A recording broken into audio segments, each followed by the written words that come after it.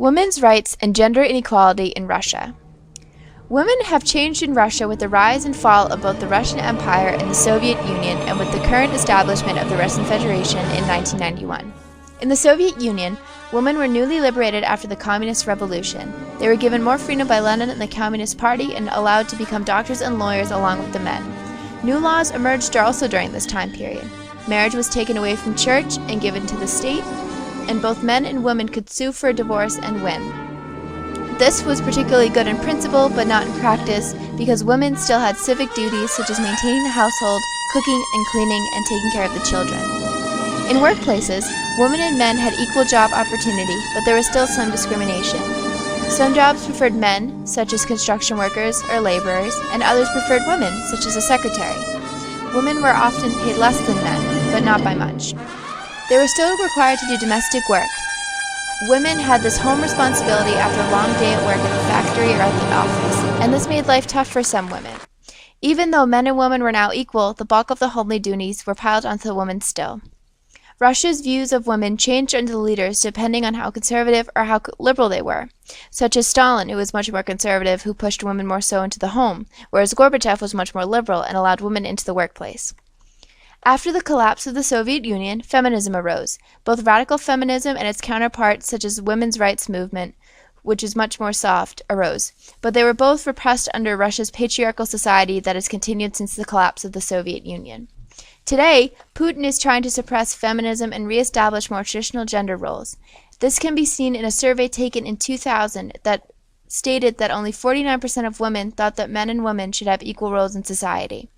Due to the rocky period following the USSR's collapse, many women chose to focus more so on economic and social issues rather than political and civil ones.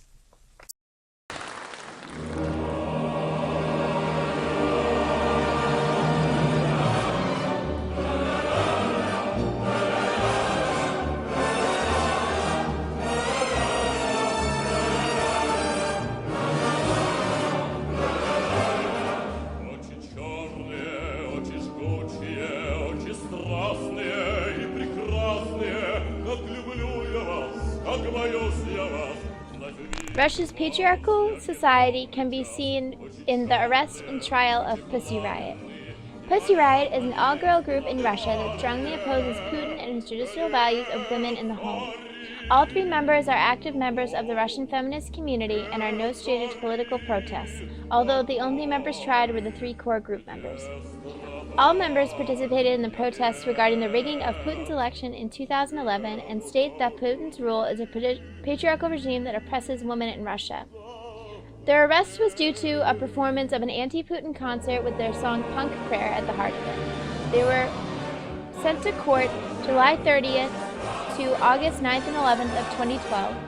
The three core women were tried for hooliganism and religious hatred after performing Punk Prayer in Moscow's Christ the Savior Cathedral. The concert was titled, Our Lady Chase Putin Out. The women defended that they were doing this for both artistic and political purposes, but they faced 3 years in a labor camp for each of the women if they were found guilty. Prosecution overlooked Pussy Riot's political and artistic message, but instead focused on the religious aspect. This just shows how old-fashioned Russia's way of thinking is, and how it puts women in the corner. The performance was in an almost empty cathedral, and they chose a time where there was no service. It even only lasted 30 to 40 seconds before bodyguards came and took them away. All three women were locked in equal glass aquariums during the trial. This made the personal political for Russia. They were able to take their plight of being a Russian woman to a global audience. The Russian state, although, calls them a deviant, and they express unruly and disruptive feminism, which makes a spectacle of itself in a public space and therefore violated norms of womanhood as passive and private. Pussy Riot holds discussions to talk about the church and state corruption in Russia, as well as the plight of women in the country.